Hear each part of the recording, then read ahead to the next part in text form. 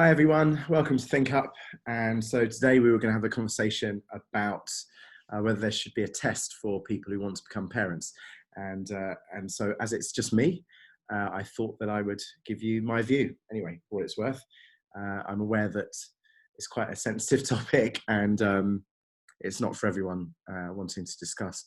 Maybe in fact, people are still thinking in their own heads and not necessarily wanting to share that with others because it is quite emotive. So a few weeks ago, I think I posted on Think Up Facebook group a debates.org article, which was entitled, or voting debate, which was entitled, should there be a test or course that a person must pass before they become a parent? Now, take a guess, if you haven't seen the debate.org piece, take a guess at what you think the result was in terms of percentage. How many said yes, how many said no? So think about that number. Well, the answer was 69% said yes, and 31% said no, as of last week. So that's quite interesting because we now have 3/4 of the population in debate.org who feel that there should be a test that a person must pass. So I went to the extent of going through all of the comments that's on debate.org in this regard, and everywhere else on the web that I could actually find. And I've kind of collated the top arguments for and against, and you may have other ones, and that's kind of why I wanted people to be on a discussion so that you can actually be involved in what those other ones may be. But you can also comment in the Facebook group after this as much as you like. So before I go into the for and the against arguments, I just want to say, just personally, where I'll start with my kind of initial feelings, and then at the end I'll conclude where I kind of have it ended up at the moment. My initial feelings were, what would the test really be for? Is it kind of a criminal record or psychological exam, or maybe the ability to handle what being a parent would be like? But then surely we learn as we go. And when I became a father, I wasn't prepared at all, but then gradually became more able. And there's this whole kind of question mark I have as to who would enforce the tests and whatever. But on the other hand, I think there is preparation that could be required, not necessarily legislated. Anyway, let's talk about the for and the against arguments. So the main three that I've observed from looking at all of the conversations and discussions are: one, is that the test would be to prepare people to be parents.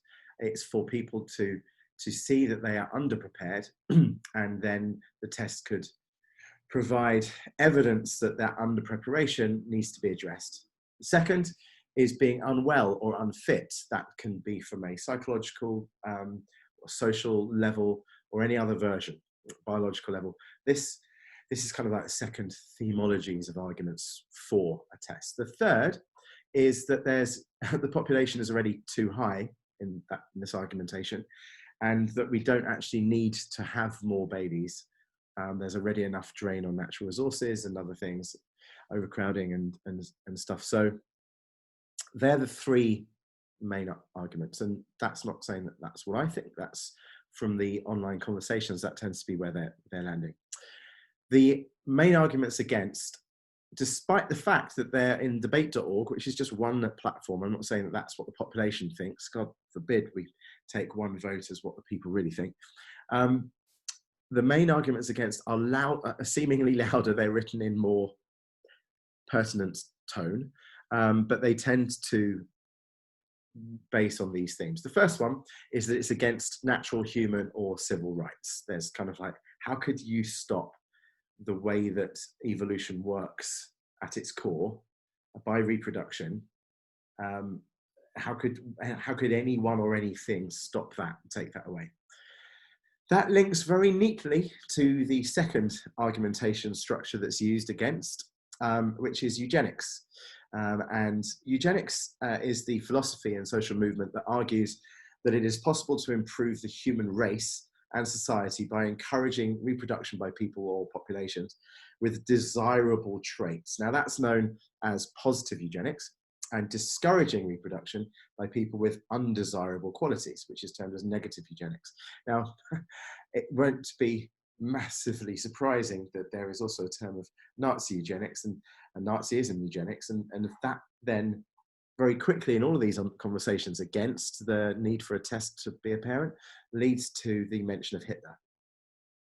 Now, for those of you who understand the way that conversation forums work quite often, there's something called Godwin's Law, otherwise known as Godwin's Rule of Hitler Analogies. And this is an internet adage that asserts that as an online discussion grows longer, the probability of a comparison involving Nazis or Hitler approaches 1.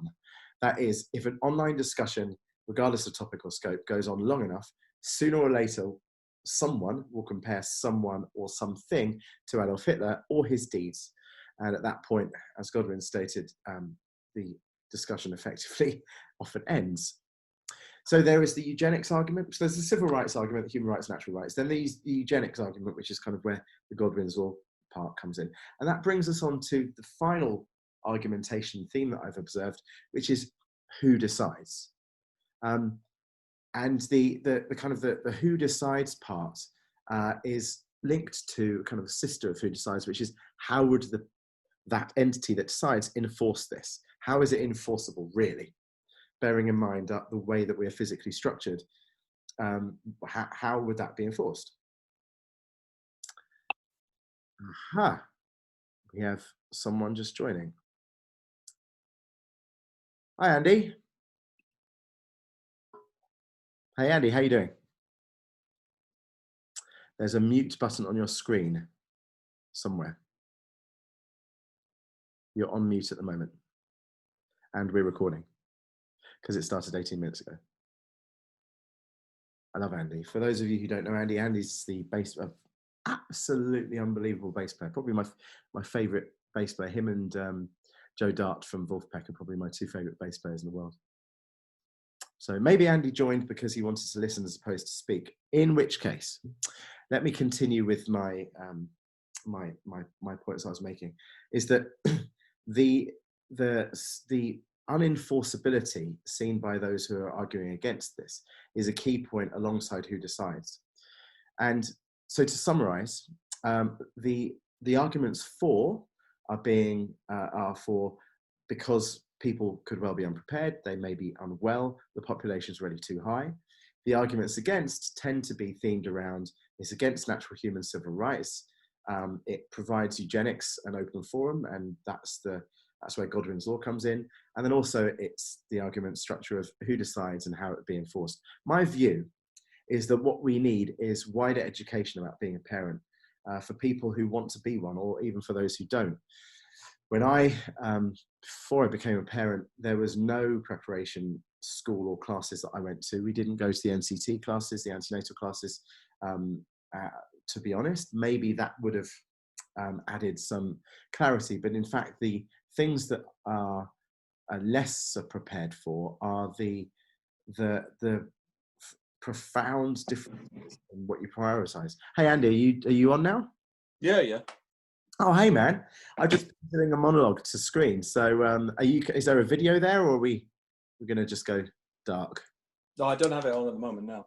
Okay, fine, no problem. This is a video conversation, so if you want to add your video, that's fine. But if you don't, that's cool. What's your view on this topic, mate?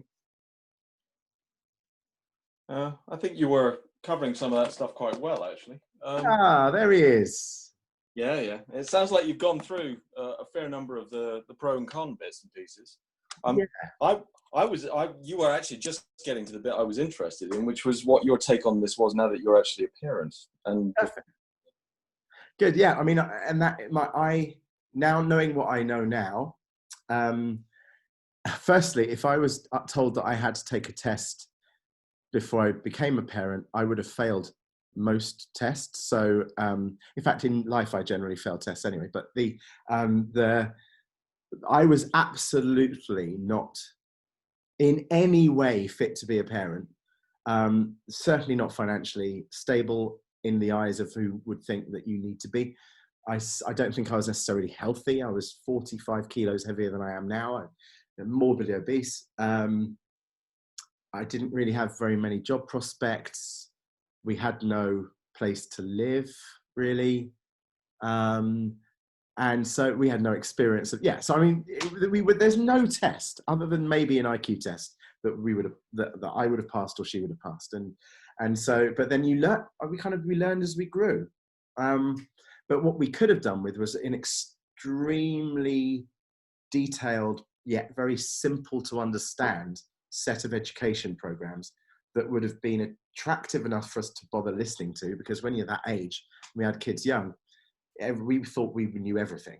And as I'm sure you and I both would concur, that as the years go by, you realize increasingly that you know less and less and less. It's inversely proportional. So yeah, that's my view, really. What do you think? I mean, the question opens up the broader stuff that you were saying there. But I wonder if the question itself, if the concept itself is largely irrelevant, because once again, it's a question born of an intellectual curiosity and asking moral questions. And there are vast swathes of the planet where people don't ask these questions at all.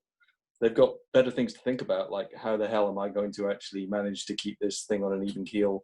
Who's going to put the roof over their head? Who's going to get the next bucket of water? That kind of stuff. So I think any parent test would actually end up effectively, I think it would end up countermanding itself. And yet, I mean, the corollaries of that as well is that you just push parenthood underground. Happened in China with the one child policy. Yeah, people would just subvert it, because ultimately human beings don't respond very well to being told what to do. Yeah, and nature doesn't respond very well for trying to be limited. And I think from a cellular perspective, an evolutionary perspective, nature finds a way, and we are hardwired. If there were to be without trying to not sound too dogmatic, from a scientific perspective, if there were to be an overlord, the overlord is our natural inclination to try and survive. And so from a biological perspective, which is my God, science being I'm kind of a demonstrably provable, energetic driven, physics based kind of view of how things work. I think that we are hardwired to propagate the gene pool and make our gene pool survive into next generations. That's actually the ultimate reason that we are alive, is to bring and protect that gene lineage. So I fundamentally am challenged with how any attempt to stop that truth could be either morally, ethically, scientifically, legally, practically, logistically correct. The other reason that the question itself is kind of irrelevant is that the experience, the current prevailing experience in Western democracies, is that we are effectively doing that anyway. I'm a believer in the correlation between enlightenment and lowered birth rates. It's not just about plastics giving off God knows what and bringing down fertility rates. There's actually a degree of enlightenment in Western nations which is diametrically opposed to the lack of enlightenment and high birth rates in other countries. Yeah. So we're actually already asking ourselves these questions, I think, but we're sort of giving ourselves a test and deciding, nah, it's not worth it. Yeah, I like that, actually, because the question in debates.org was phrased around, should there be a test, which kind of implies that that's a test that someone imposes, or an institution imposes, and then people need to pass. Whereas what you're saying, I think, which is I relate to very strongly, is that the test is actually happening inside many people's heads who are perhaps more conscious, more enlightened, more aware. Yeah. That makes sense. So we are actually in the test. We're already doing that. We're getting later and later decisions to actually have kids at all. We're getting frozen eggs, all that stuff. All of this is the result of individuals making their own assessment of their own test.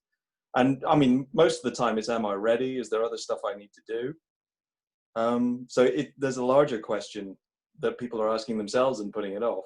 That once again, other developing nations, I mean, whatever you want to call them, populous nations, shall we call them, with a high birth rate and the concomitant lack of problems with an aging population, all of these things are all tied together. They're not doing it, we are. Oh, yeah, I like that. I buy Or that. vice versa, if you will.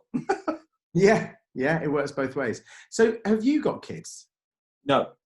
Is that by choice? Yeah. And if it's not too personal a question, so you can dodge it or expand around it and talk about it from a metaphysical perspective as much as you like. What was the decision-making criteria that you went through? Early on, it was mostly about self-loathing, but I think as I got older, no, it seriously was. I think as I got older, What a brilliant answer! I know.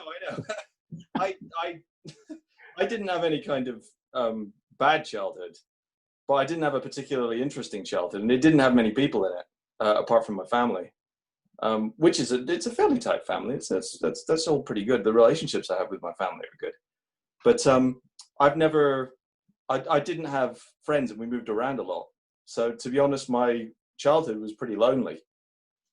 And I think that colored my opinion of what childhood actually was for a very long time. And funnily enough, with the same structure of thought, I came to the opposite conclusion. So I was given up at birth. I had foster homes that I went through, eventually got adopted, and into a family that was struggling to build their careers. They're entrepreneurs. And I felt significantly detached from everything and everyone, and was aggressively bullied for 11 years from 5 till 16. And when I ended that cycle of torment, my driving thought was to build a family, to be in a situation. It felt natural to want to be in a family and to bring people into the world. It may be also because I married someone who was also adopted. So we neither of us knew any family tree above us. So you know the question where they say, is there any history of disease X in your family? It's like, I've never met a single relative of mine.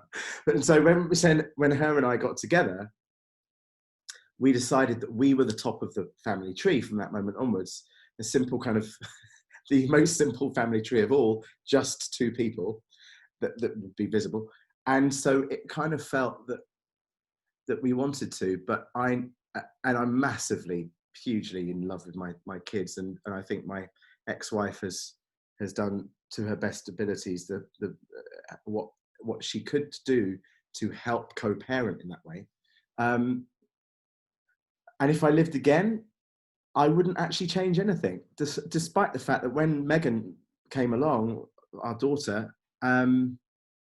we had there was nothing in place, no supporting infrastructure. I remember driving back from the hospital, and I was looking at my ex-wife, going, how do we do this? What are we supposed to? Where's the instructions? There is none. They give you a pack with nappies and baby food, and then go, okay, bye, because it's a conveyor belt. So you're driving back, you're driving home, going, and now it's crazy. So we were massively unprepared. Mm.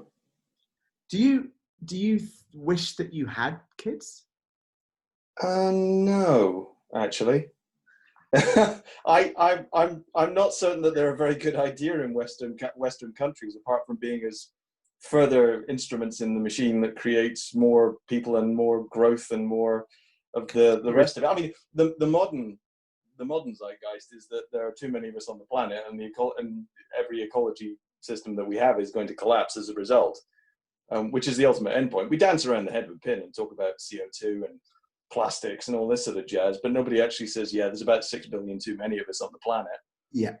And again, that's exactly the same problem, is that you can't persuade 8 billion people or 9 billion people to suddenly decide to sort of back off a bit. It's not going to happen.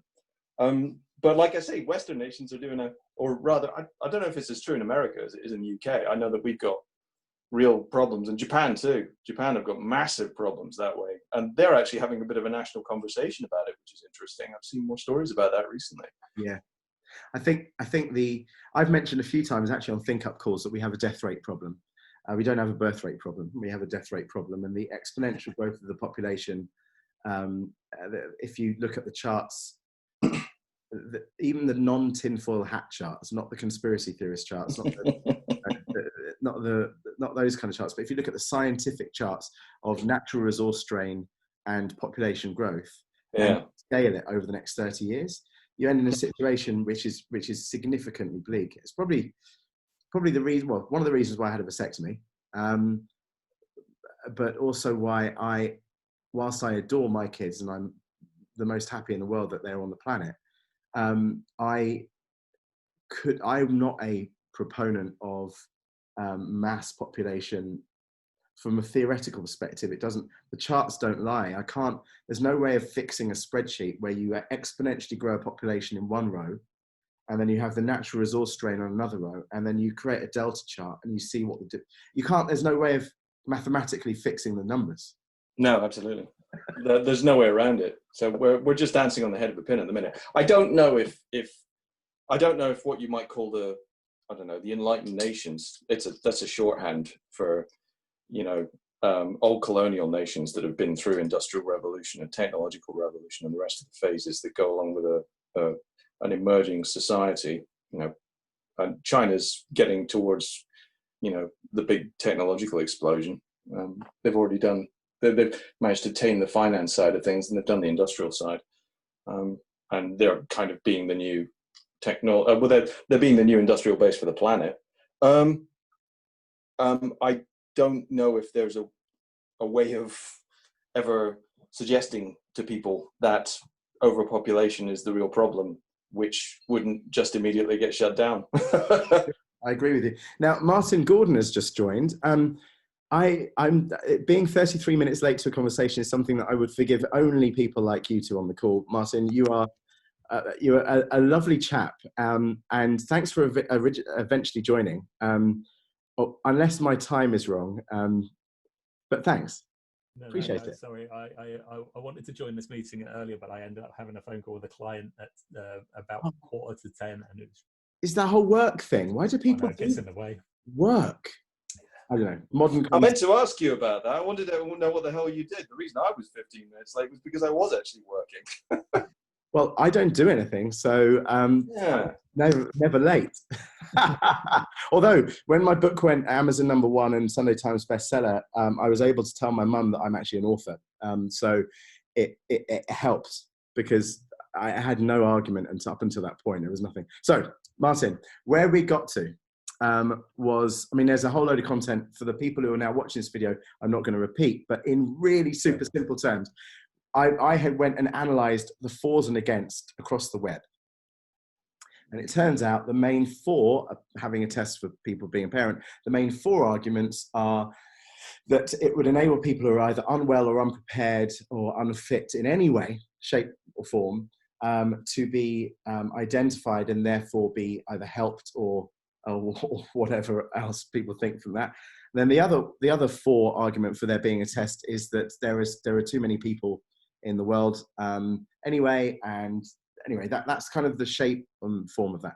The against range from eugenics, the kind of the positive or negative eugenics, so weeding the gene pool out in different ways, links very well to Godwin's law, the rule that every conversation eventually ends up with Hitler. And there's also the how would it be enforced and who would it be enforced by. Where Andy and I started to get to was from my conclusion that I think education is the way, enlightenment, awareness, education is the way to do what might be helpful for the planet and its future generations. And I think Andy and I were kind of concurring. Actually, no, Andy raised the legendary point, which was that is the test already not happening as people become more aware of things, not least the drain on natural resources that's unsustainable, but also whether the challenges that we are ostensibly dancing on a pinpoint around, be they environmental, etc., are already economic and financial as well. Yeah, political, economic, social, and technological. Let's do a whole pest analysis of it. But so these have we not got enough problems as we need already? Do we need more? So anyway, that's where we got to. That's been the last 36 minutes. What's your view, Martin?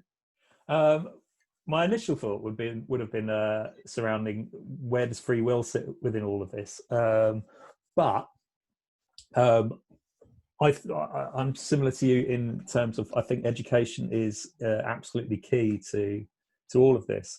I had a look into some statistics. I forget where from now, but the overarching kind of trend was that the more educated the population gets, the less children they seem to have anyway. And so I was looking at that and wondering what the reasons for that were. I couldn't find any concrete reasons for it. So it seems to me that actually education is probably key to helping to bring down the population numbers anyway. Yeah, and actually Andy's point, I think, was that really. Exactly, yeah. Exactly his point. Okay, that's good. So that's good. Well, we seem to be in violent agreement. So let's see if we can't agree on. Martin, have you had kids? I have one, yeah.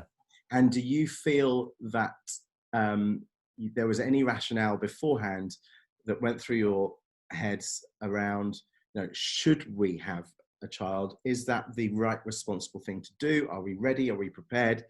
Does the planet need this child to exist? Do you have any of that rationale? Not really, no. I think there's obviously like a biological drive deep within us to procreate.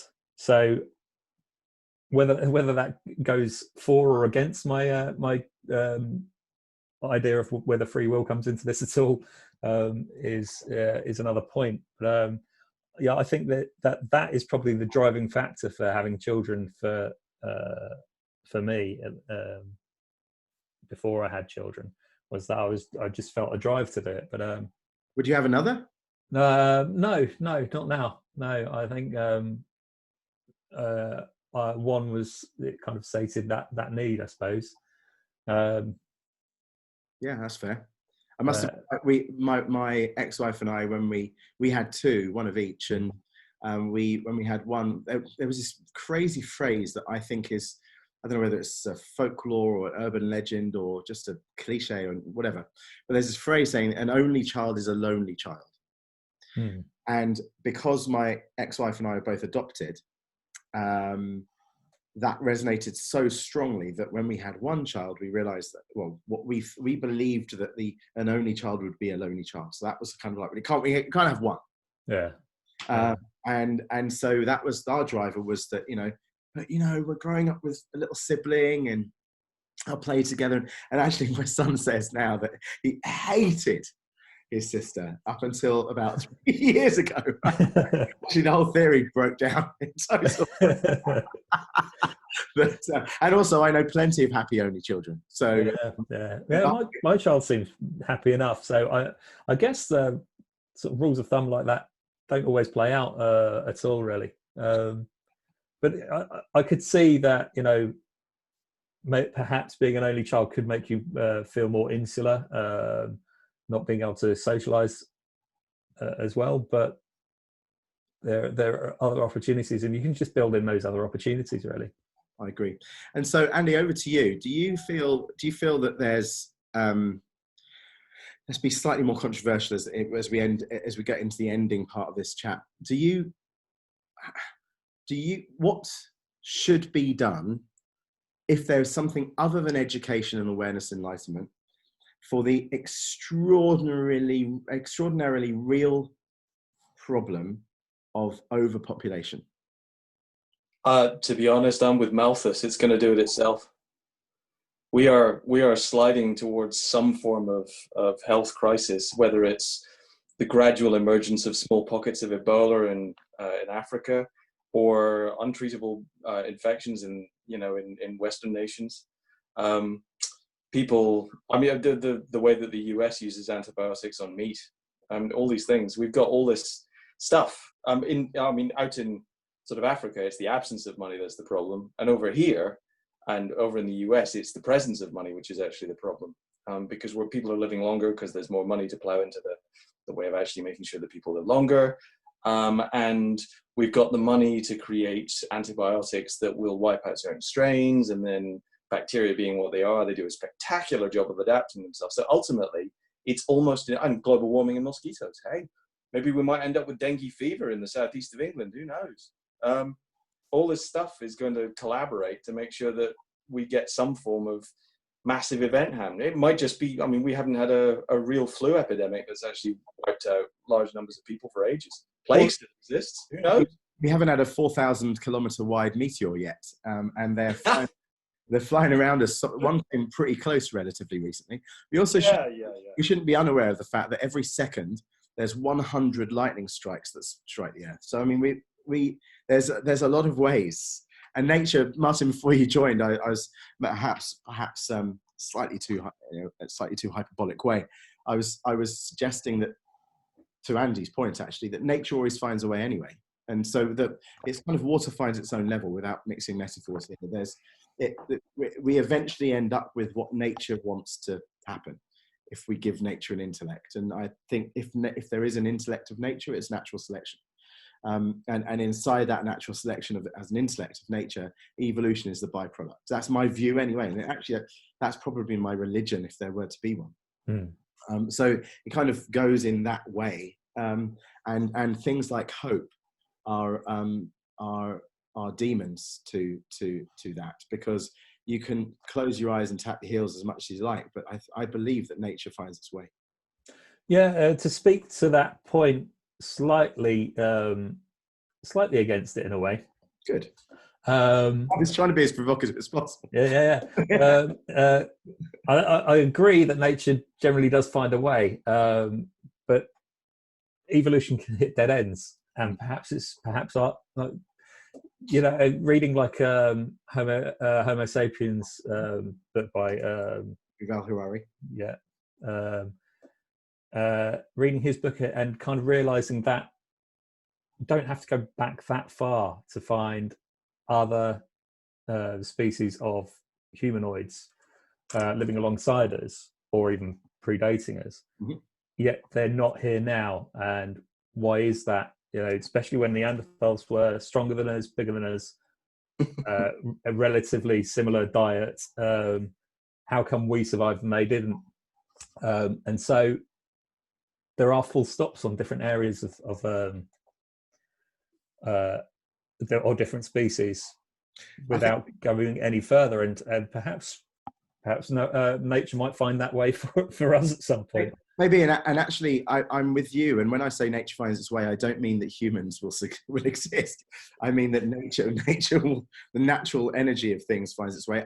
I believe that the greatest opportunity for the human race is to become enlightened and conscious and have a higher form of consciousness, and the willingness to park ego and explore things as a collective as opposed to a siloed species.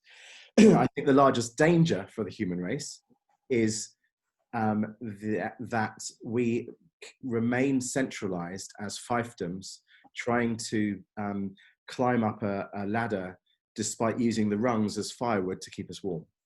And so we are taking steps through infrastructure, I believe, that creates more and more real Game of Thrones scenario. If you Game of Thrones as humanity, it's one of the things that I enjoyed about the Game of Thrones is that the analogistic link to humanity was fucking excellent. Actually, it was kind of like almost like a cross match between, it shows ego, it shows greed, lust, control, longing, desire. It shows all of the bits of the human race, and so if you scale it, the only reason that Game of Thrones didn't end in total and utter disaster and devastation for the entire every kingdom was because no one would ever buy that watching it on TV. So then you chuck in this kind of happy ending where the dragon doesn't actually torch Jon Snow, which is the obvious outcome, and then torch every fucker else in the entire kingdom. And that's actually the outcome, right? Just total devastation. And I think we're in a melting pot of that. But I even though I've got 2 children and I want them to live in a happy society, I feel slightly fatalistic about it and think, well, good. Maybe what we need is to be shocked into finding new solutions. I like the simulators that I find academically interesting, the simulators that show what would happen if the water level in the UK was 1.5 meters higher than it is. And everyone's like, it's only 1.5 meters. What is that? It's just, that's like that. It's like, no, actually, you'll find that if the sea level was that high, you got. Well, that's the House of Commons. Half of the House of Commons gone. You got all of Westminster there. You've got the Hackney Marshes. That's gone. East Anglia, gone. You know, and I say this to Americans, climate denier Americans, and I say, how much do you like California? But you can forget that's gone. Yeah. You know, and so it's kind of like holiday in Florida for you. Yeah, exactly. So it's an interesting reality when you look at the scenarios, but I can't make the stats work out in any different way. That over the next 2, 3, 4 decades, that's what it looks like. If you have the melting ice caps and you have the increased CO2 levels and you have all of this and our mass consumerism, I can't make the scenarios run in a way that doesn't look like a very different world than we have now. I can't make them run that way. Yeah. I agree. I mean, I live by the coast, so I've been keeping an eye on this sort of thing. Luckily, I live slightly up the hill. Well, and that explains, that is the most Game of Thrones type thing, is yeah. It's like you're either north of the wall or not. Right? Yeah, totally. But I have a strong belief, and it's part of my my kind of philosophy of using creativity within business. Is that collaboration is key, and I think the more collaboration we can achieve as a species, the better chance we have of surviving. And I think, you know, the steps of moving out of a collaborative organisation like the EU is a step backwards from that, in my opinion. And I think that pushing for more it's a funny way I look at it. I think there needs to be a kind of global government, but then much more localized government as well. And so I think nation states are kind of in the way of that, because they want to have a national government which doesn't look at things locally enough or globally enough. And a local government that has no impact on the national government. Yeah. So it's university fund. I'm really close to soon. Well, I don't know why I'm going to mention this now. It doesn't seem apropos to this, but I think it is. I've spent 11 years thinking about what the solutions could be, and I've now come to a thesis. I've come to a hypothesis I'm going to put forward to the world, and it's a bit out there, but I've argued it around for 11 years with 80 or 90 people, and I think I've worked out what your version would look like, and what would collaboration look like, but also how would things be educated and aware, but made more aware more? How could you implement that on scale? Because I used to be of the mindset that actually if we just change one person, we change the world, or we just change ourselves, we change the world. We'll have one do it. But I've thought of a mass. I thought of an upper mass way. And anyway, in closing, Andy, give us your final thoughts, mate. I think the idea of the test is probably irrelevant because for a lot of the reasons you said, which are that it's very difficult to apply to anybody anyway, legally, immorally, all that sort of stuff. But additionally, I think we're already applying that test in the West, and they're already ignoring that test entirely in more populous nations. And additionally, I think that our overpopulation problem will solve itself, because as ever with human systems, they really only get fixed when they collapse. So I think the collapse of human population systems is almost inevitable. I love the way this conversation has gone. It's reminding me of my dad. My dad said, my adoptive dad said, you know what this nation needs? It needs a good war. Yeah, there's that too. There is that too. I hadn't mentioned that. I'd just been talking about disease. But to be honest, competition for scarce resources amongst 10 billion people is going to precipitate some very nasty stuff. I mean, have we seen Mad Max? I mean, man. This is just, we know. No, that's afterwards, but yeah. Yeah, sorry. I was going too post-apocalyptic. Yeah, I know what you mean. Okay, Hunger Games, but not a game. Yeah, man. I think it's that competition for resources is a very likely outcome. Awesome. Well, to those viewers, Well, thank you for watching this thing up. I must also say it's really cool that two of my favourite musicians are actually on the same call. So I don't know, Andy, if you heard my introduction of you earlier, but yeah, I did. I didn't have my video on because red is a bad colour on me. oh, wow! Did you change your top or something? No, I'm in my head.